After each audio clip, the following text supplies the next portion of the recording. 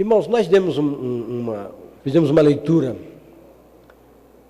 a respeito dos estágios da humanidade, nos seus 4 estados, no período de santidade, chamamos de período anterior à queda, no período da queda, que vai aí de Adão até muito tempo, né?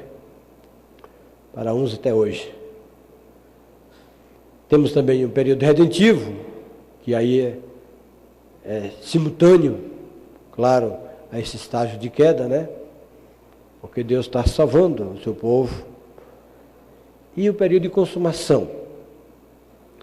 Ora, vamos ter uma leitura mais hoje, mais nossa aqui, o que acontece conosco, então algo mais odierno, de modo que possamos visualizar um pouco mais sobre o governo teocrático de Deus, aplicando em nossas vidas. Ora, o governo teocrático de Deus, convém fazer essa ressalva, ele não se limita à família, em todos os aspectos da vida. Só para os irmãos terem uma calma a respeito do nosso país. Hoje nós temos um presidente que foi colocado pelo Senhor Deus. Se ele vai configurar em definitivo, Deus sabe.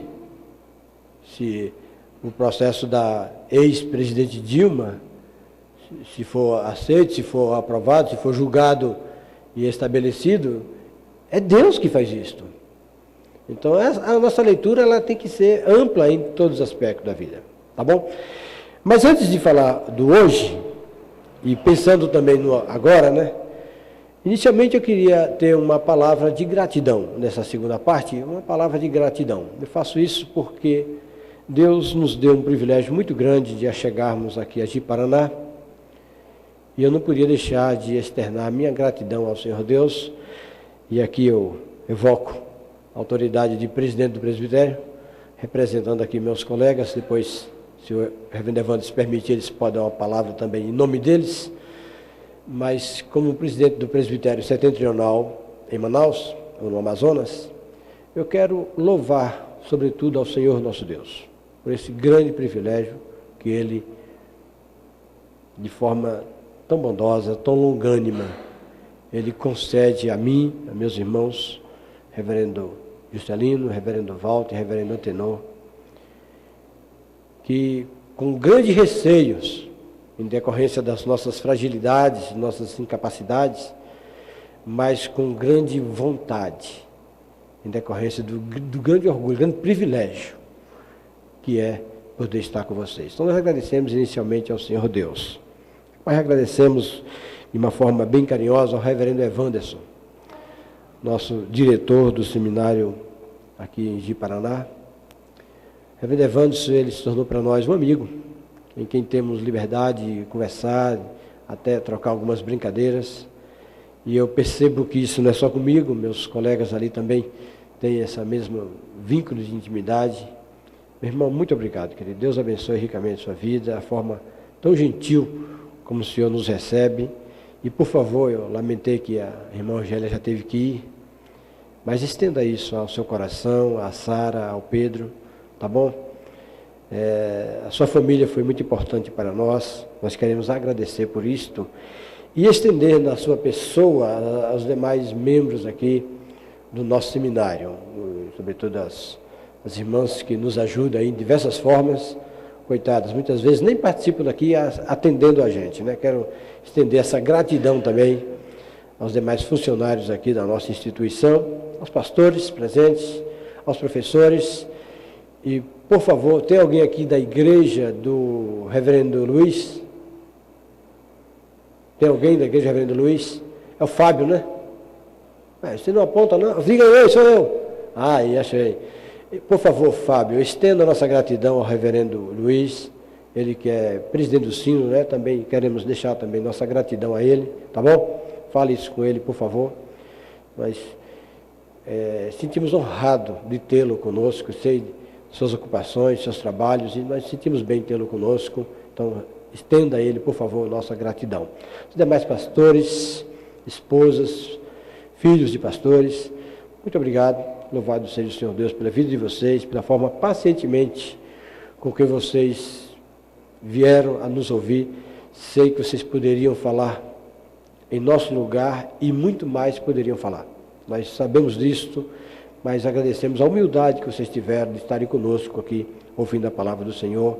Então receba também nossa gratidão nesse sentido. Mas eu não poderia deixar de dar uma palavra de gratidão aos alunos do IBRO. Alunos que conviveram conosco esses dias, ainda deve conviver até amanhã, né? Espero que não me expulse hoje no dormitório lá do quarto.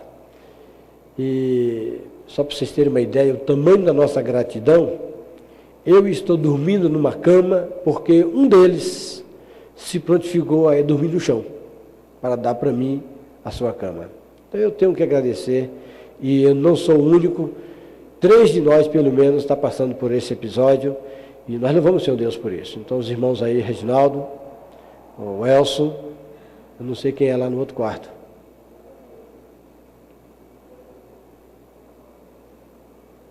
O Abel. É o Abel? O Abel é o único que não deu cama, né? Bom, vamos já descobrir então quem é o outro aí. Então nós queremos mencionar isso, porque, irmãos, nós sabemos que isso é algo muito sério. Você dá a sua cama para um transeunte, né? Um hóspede, eu acho isso significativo, eu acho isso nobre, eu não podia deixar de destacar esse aspecto e louvar o Senhor Deus, então, também por isto e agradecer aos irmãos por isso. Então receba o nosso carinho. E na pessoa desses 3 aí, um outro, nem sei o nome de quem é, mas talvez descubra até o final, os demais alunos, mas também as esposas, os filhos, eu percebo que fomos adotados por vocês. Os alunos fizeram um esforço lindo para servir-nos o almoço, botaram mesa grande, alguns colegas chegaram lá e perceberam isso, e nós ficamos assim honrados, nós louvamos o Senhor Deus por isso, viu? Então receba nossa gratidão. Louvado seja o Senhor Deus pela vida de vocês. Todos vocês, pelo carinho, pela atenção. Então, louvado seja o Senhor Deus. Eu preciso mencionar mais alguém. Não quero ser injusto nessa palavra de gratidão. Se vocês puderem me ajudar aí. No mais, então, todos os irmãos. Só não quero agradecer pelo futebol. Não dá para agradecer pelo futebol. Vocês não deixam a gente jogar, rapaz. Vocês correm demais, batem demais. Ah, que isso? Cadê o pastor Zilmar? Brincadeira, rapaz. Deixa a gente jogar, rapaz. Você quer jogar sozinho? Como disse Paulo, é por isso não vos louvo, né? Só vocês que querem ganhar da gente, deixa a gente ganhar também uma, né? Obrigado, queridos. De fato mesmo, nós somos muito bem servidos.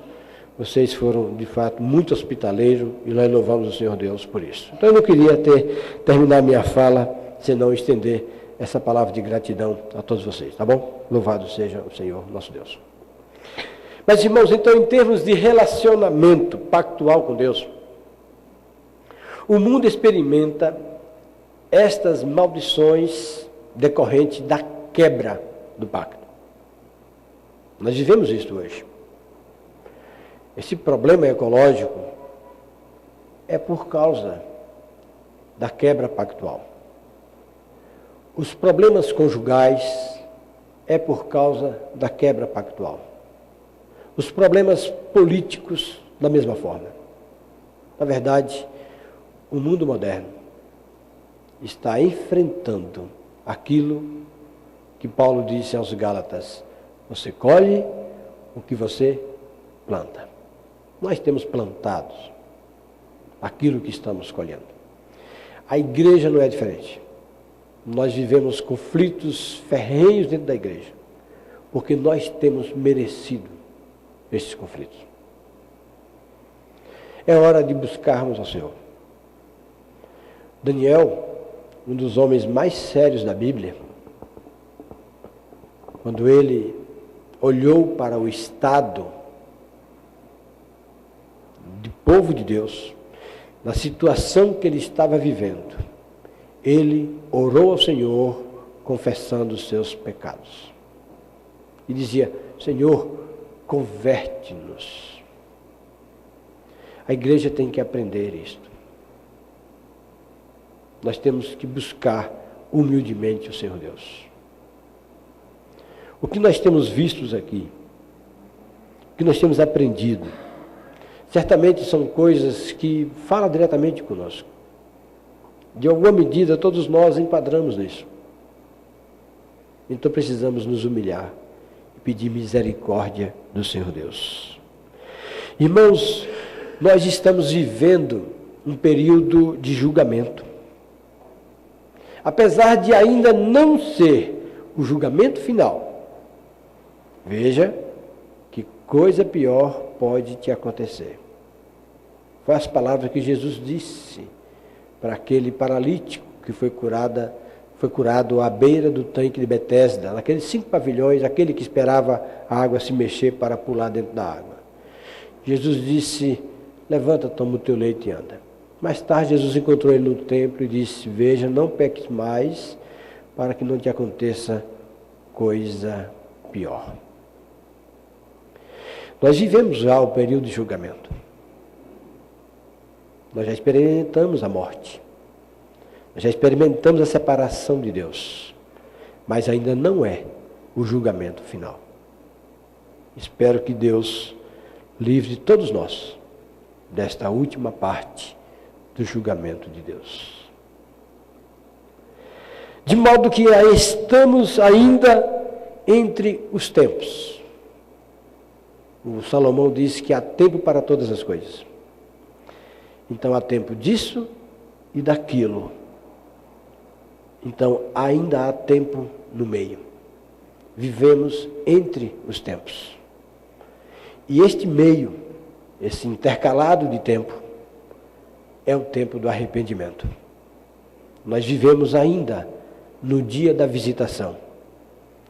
E o autor de Hebreus diz: se hoje ouvirdes a voz do Senhor, não endureçais o vosso coração. Esta é uma palavra muito importante para nós, para nos sensibilizar na presença do Senhor. O julgamento de Deus exige arrependimento. Esta é a palavra de João Batista, esta é a palavra de Jesus, esta é a palavra dos profetas no dia de Pentecostes, esta é a mensagem da igreja também. Nós vivemos a época do arrependimento. Este é o momento para ouvirmos a voz do Senhor e sermos quebrantados. Nós não temos outra opção viável. Esta é a alternativa. Arrependei-vos. Esta é a alternativa. Fugir do mundo não é a opção para o cristão. Para onde iremos? Aliás, a única fuga viável é fugir de Deus. Porque Ele é o julgador. Fugir dele, nele mesmo. De modo que tudo se encerra nele. Nós não temos outro ponto para nos apoiarmos. Fugir do mundo é a atitude dualista e é antibíblica. É a atitude de uma cosmovisão deturpada, uma cosmovisão de rebeldia. Isto deprecia o Evangelho do Senhor Jesus. E não pode realmente funcionar como uma cosmovisão viável. Não, nós não temos esta opção. Vivemos nesta cultura, não existe escapatória. O chamado de Jesus para proclamarmos o seu reino significa que a sua cura deve ser oferecida à cultura corrompida. A quem vamos pregar o Evangelho? Aos pecadores. O Filho do Homem veio buscar e salvar o perdido. Não são os santos.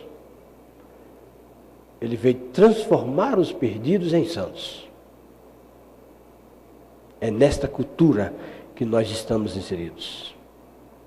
De modo que, e aí eu me finco, apoio no Dr. Michael Horton, no livro Cristão e a Cultura. E são livros que os irmãos devem adquirir, devem ler, são material que está tratando destas coisas para nós, a cosmovisão divina, em todos os aspectos da vida, mas sobretudo também para a família. Nós devemos aqui ter dois perigos que precisamos evitar em relação com o mundo: o separatismo e o mundanismo. Isso tem que ser evitado.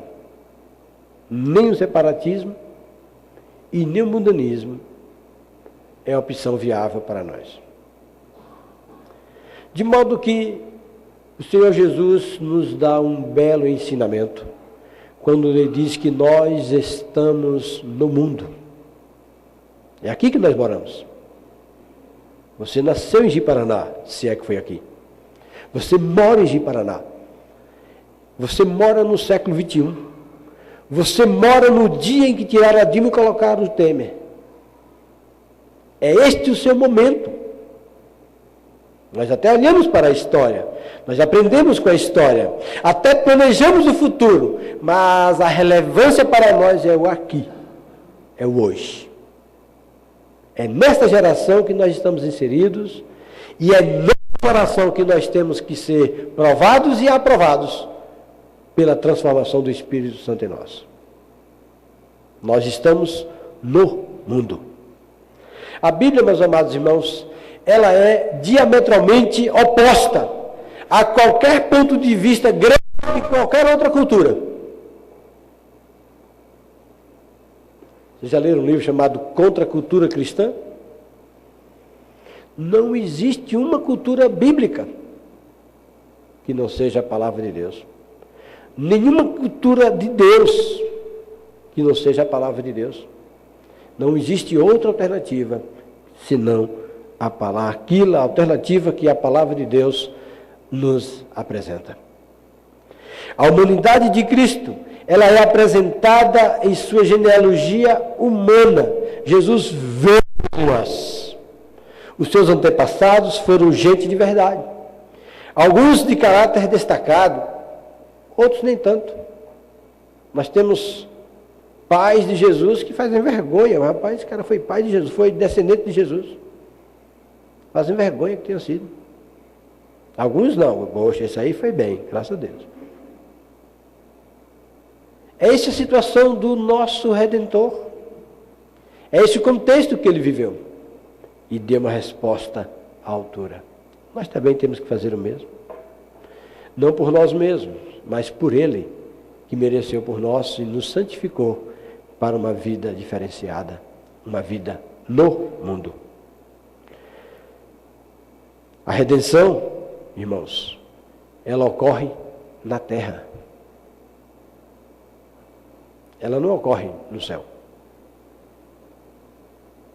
A redenção ocorre no meio da geração corrompida.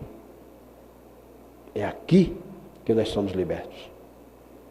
É aqui que provamos que somos libertos. É aqui que manifestamos que a graça de Deus, de fato, nos alcançou. No tempo e no espaço históricos. Lembramos, irmãos, que os não cristãos, eles possuem também a imagem de Deus. Tiago fala isso no capítulo 3, verso 9. Os não cristãos também são a imagem de Deus. Ué, pensou que era só você?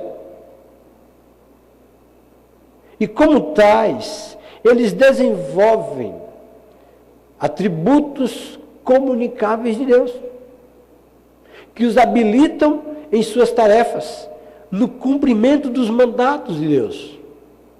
Deturpados? Se nós crentes conseguimos deturpar, nós que temos a palavra de Deus, temos Jesus entre nós, temos o Espírito Santo, temos a igreja,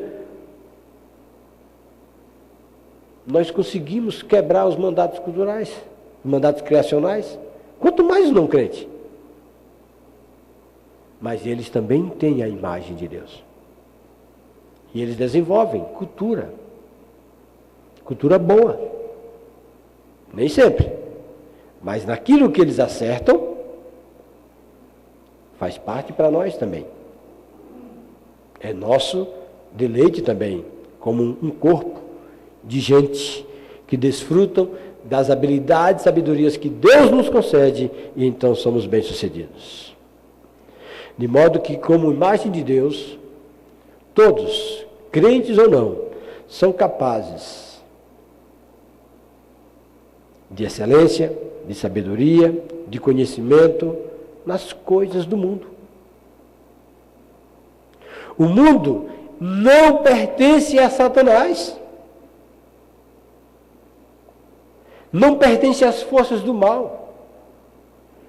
Se você ler o Salmo 50, versículo 12, por favor.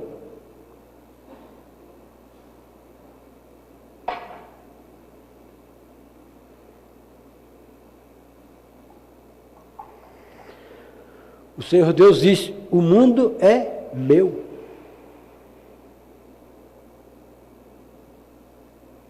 E quanto nele se contém.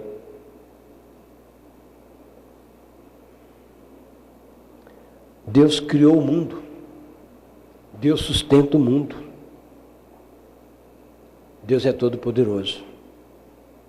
O mundo não pertence a Satanás.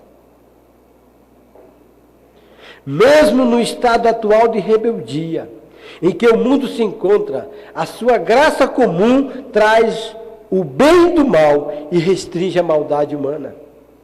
Lembram Mateus 5,45?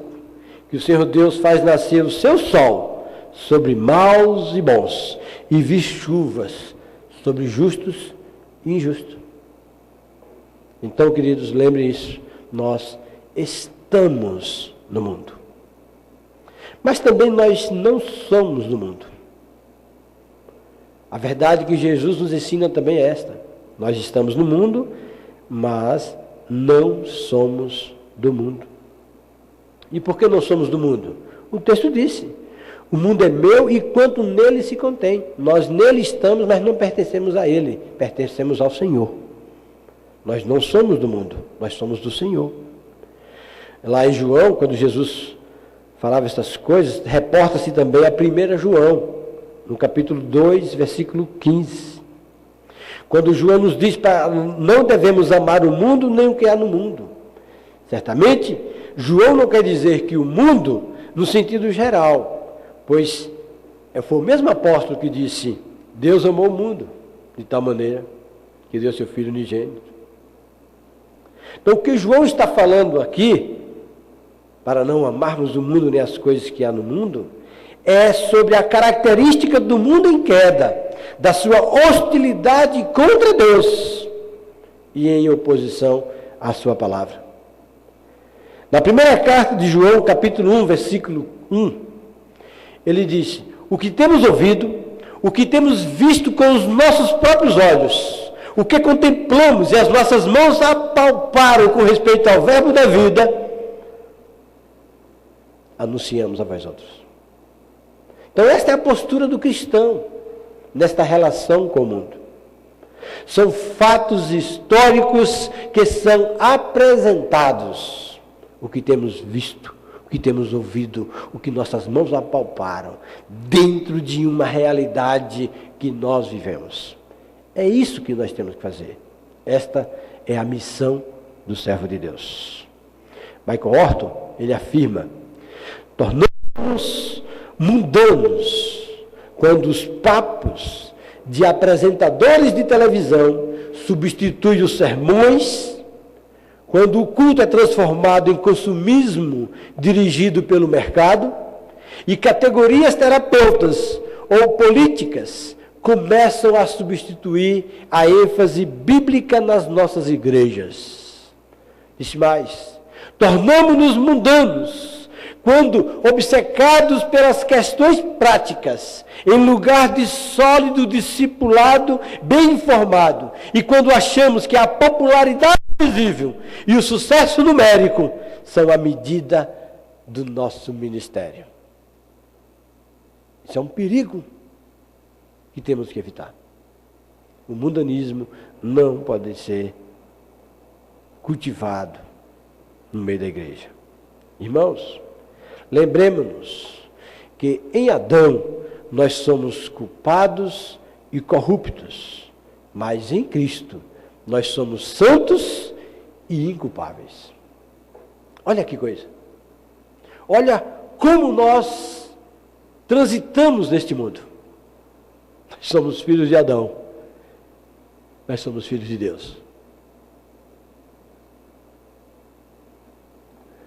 De modo que, como disse Jesus, Ele vai apresentar a si mesmo igreja gloriosa, sem mácula, nem ruga, porém santa e sem defeito.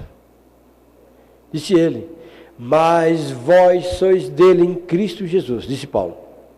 Vós sois dele em Cristo Jesus, o qual se nos tornou da parte de Deus sabedoria, justiça e santificação e redenção, para que, como está escrito, aquele que se glorie, glorie-se no Senhor. 1 Coríntios 1, 30, 31. Abra, por favor, 1 de Pedro, capítulo 1.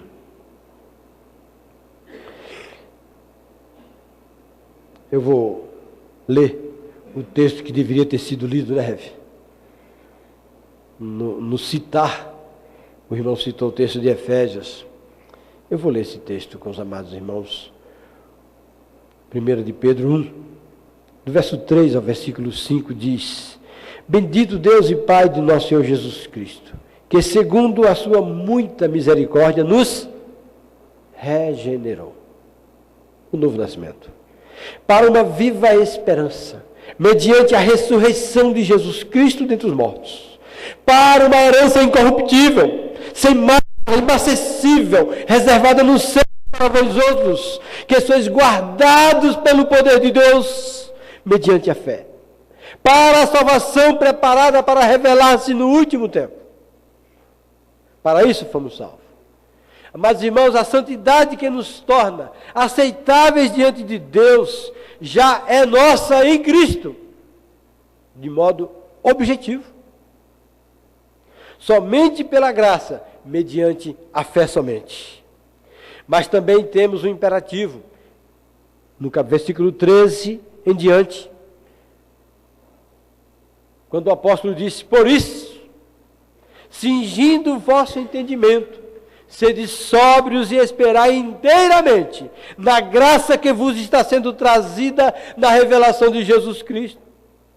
Como filhos da obediência, não vos amoldeis às paixões que tinhais anteriormente, na vossa ignorância. Pelo contrário, segundo é santo aquele que vos chamou, tornai-vos santos também vós mesmos, em todo o vosso procedimento, porque está escrito, comigo, sede santos, porque eu sou santo. Disse mais: não foi mediante coisas corruptíveis, como prata ou ouro, que fostes resgatados do vosso fútil procedimento, que vossos pais vos legaram, mas pelo precioso sangue, como de cordeiro sem defeito e sem mácula, o sangue de Cristo. É isto que nos importa, irmãos.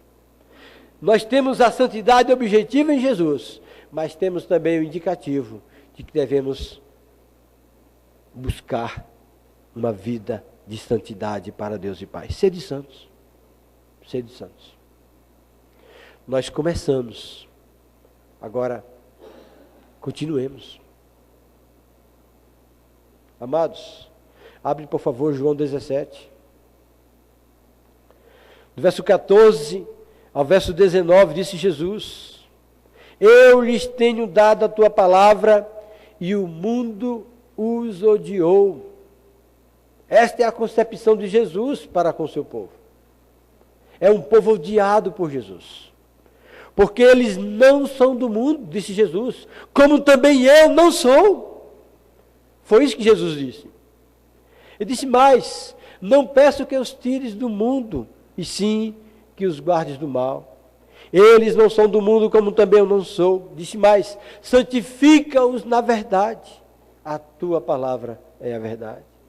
Assim como tu me enviaste ao mundo, também eu os enviei ao mundo. E a favor deles eu me santifico a mim mesmo, para que eles também sejam santificados na verdade. Então a relação de Jesus com o mundo é uma relação de que ele nos coloca no mundo e diz: agora vive em santidade. Então é hoje. Aqui está a forma como nós devemos nos relacionar com a sociedade, com o mundo que está presente. É aqui uma vida em santidade. Irmãos, somos santificados, separados, santos. Não porque temos nos separado progressivamente do mundo. Cada dia que passa, eu convivo menos com o mundo, por isso estou me santificando. Não é esta a concepção. Nós somos santificados porque o próprio Cristo nos separou do mundo. E nós estamos, ele se separou do mundo e nós estamos em Cristo. Com isto, a verdade de todos nós, temos de reconhecer e responder a este fato, também nós, nos separando progressivamente da perspectiva mundana e do caráter que ela produz.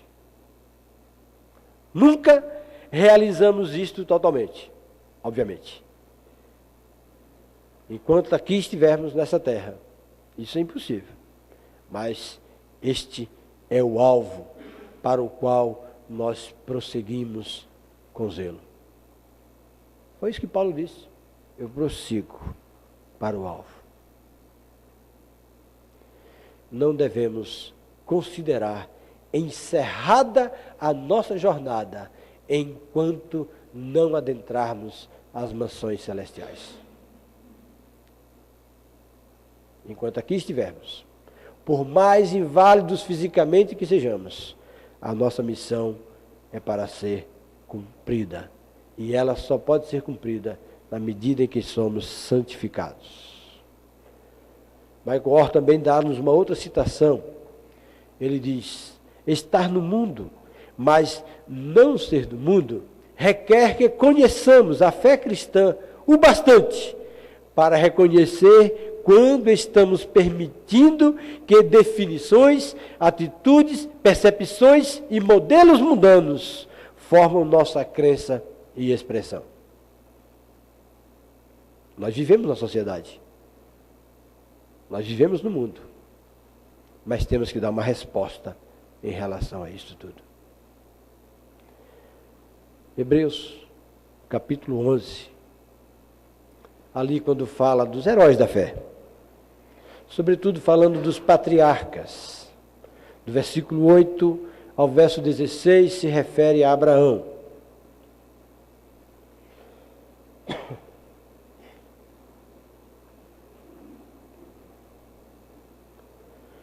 Pela fé, ele, quando chamado, obedeceu, a fim de ir para um lugar que devia receber por herança, e partiu sem saber aonde ia.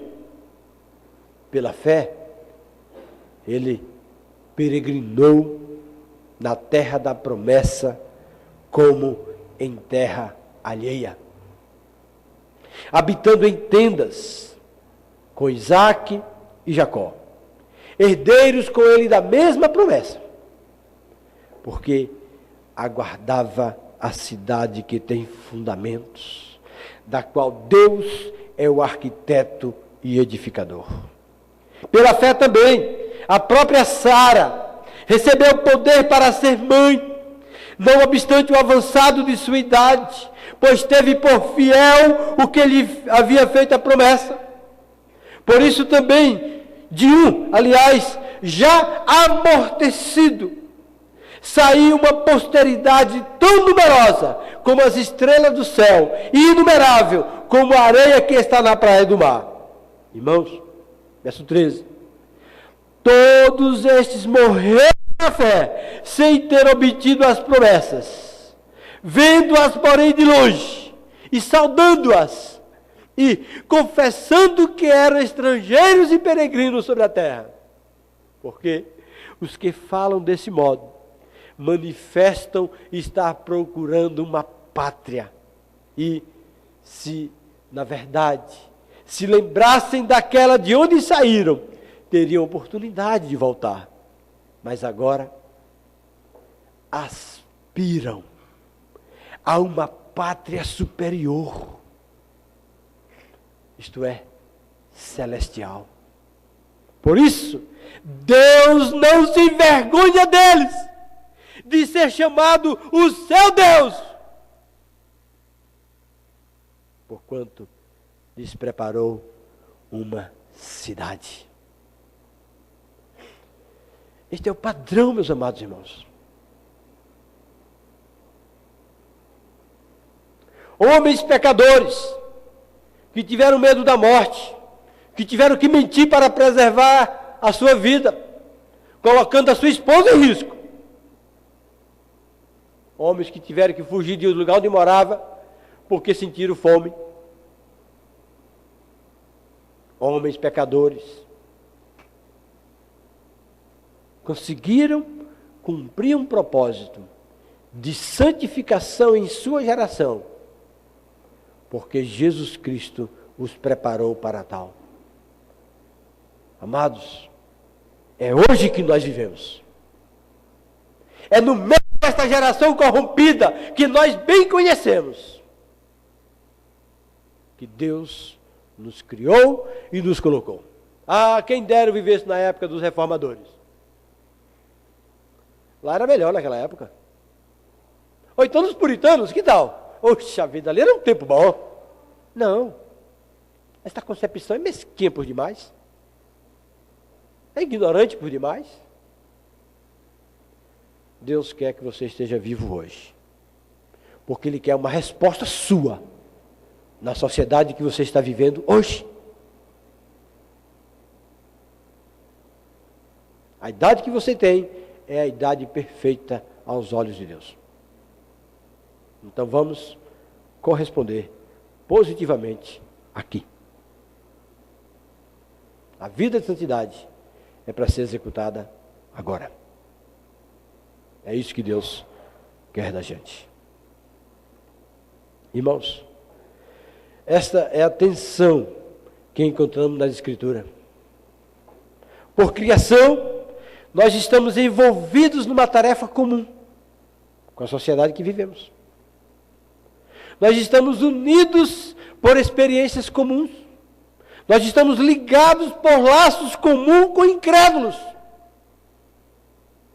Ora, entramos na igreja, tudo bem, aqui só tem santo.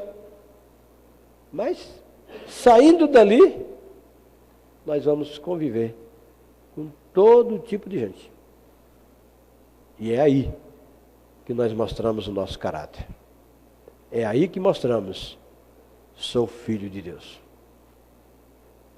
Alguém deve olhar para nós e dizer, você estava com ele, o seu jeito te denuncia.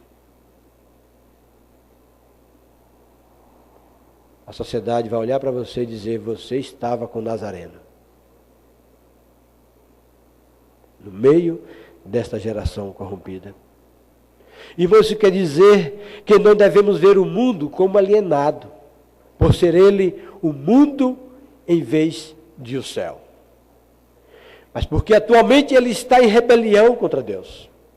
Nós, ainda em guerra, com rebeldia em nossos próprios corações, ansiamos pelo dia da redenção, quando finalmente, como tem Apocalipse 11:15, os reinos deste mundo se tornaram o reino do Senhor e de seu Cristo, e ele reinará para sempre. Nós ansiamos por isto, mas lá ainda não chegamos. Em Romanos capítulo 2, versículo 14 e 15, diz a palavra que os gentios que não têm lei, eles procedem por natureza de conformidade com a lei. Não tendo lei, servem eles de lei para si mesmos. Eles mostram, assim, a norma da lei gravada no seu coração, testemunhando-lhes também a consciência e os seus pensamentos, mutuamente acusando-se ou defendendo-se. Ora, os gentios não têm lei e vivem como se tal tivesse. A norma gravada nos seus corações. E nós temos lei. A norma gravada no coração pelo Espírito Santo de Deus em nossa regeneração. Como devemos viver? A quem mais se dá, mais será cobrada. Eis que o juízo começará pela casa de Deus. Não esqueçamos disso, irmãos. Se queremos ver uma transformação da cultura, nós temos que, primeiramente, olhar para o corpo de Cristo. Começar em nossas próprias famílias. Mas antes de recuperar a cultura, temos que recobrar a pureza de doutrina e vida, que sempre teve influência transformadora no mundo. Irmãos, seria de uma hipocrisia sem tamanho exigirmos de governantes não cristãos uma postura de crente, se a igreja não consegue, se a sua casa não consegue, se você não consegue.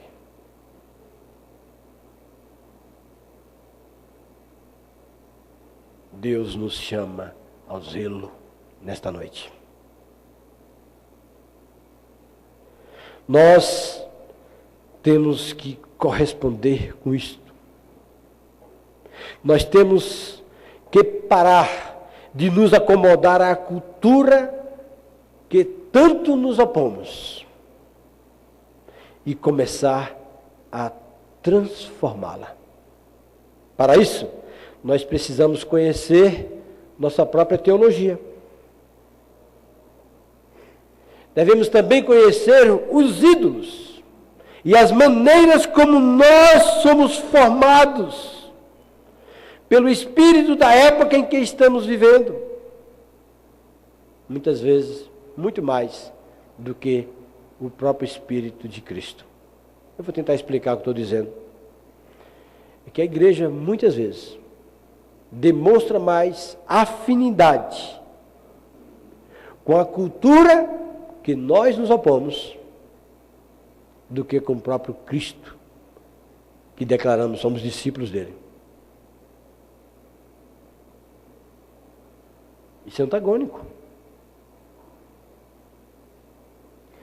A nossa postura para com a cultura é transformá-la à medida que absorvemos as instruções que Deus nos concede pela sua palavra na pessoa do seu Filho, o nosso Senhor Jesus Cristo.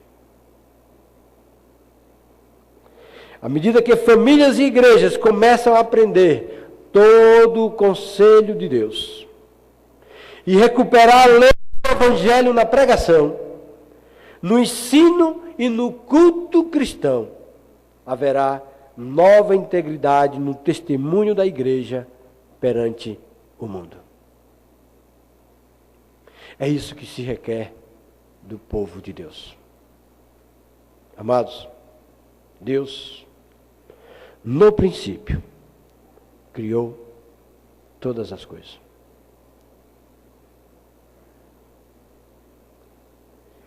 E todas as coisas é dele. Ele disse: eu sou o Alfa e o Ômega, o princípio e o fim. Toda a finalidade, tudo que está no meio, todas as transições e transformações internas estão dentro do plano divino. Por isso que o apóstolo Paulo, e eu peço aos irmãos que abram, por favor, ao descrever o seu compêndio de teologia aos Romanos, após se esgotar diante das grandezas do que ele percebeu ali. Eu queria que os irmãos se colocassem em pé, por gentileza. Abríssemos a palavra de Deus em Romanos capítulo 11, verso 33 em diante. Convido os irmãos que vão nos ajudar na música, que, por gentileza, venham à frente.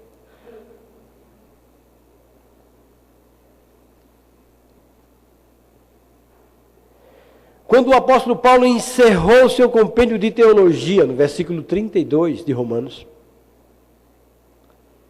então ele disse comigo: ó profundidade da riqueza, tanto da sabedoria como do conhecimento de Deus. Quão insondáveis são os seus juízos, insondáveis os seus caminhos. Quem, pois, conheceu a mente do Senhor? Ou quem foi o seu conselheiro? Ou quem primeiro deu a ele, para que ele venha a ser restituído? Porque dele, e por meio dele, e para ele, são todas as coisas. A ele, pois, a glória eternamente. Amém. Amados, olha para essa palavra. Porque dele, por meio dele e para ele são todas as coisas. Eu sou o Alfa e o Ômega.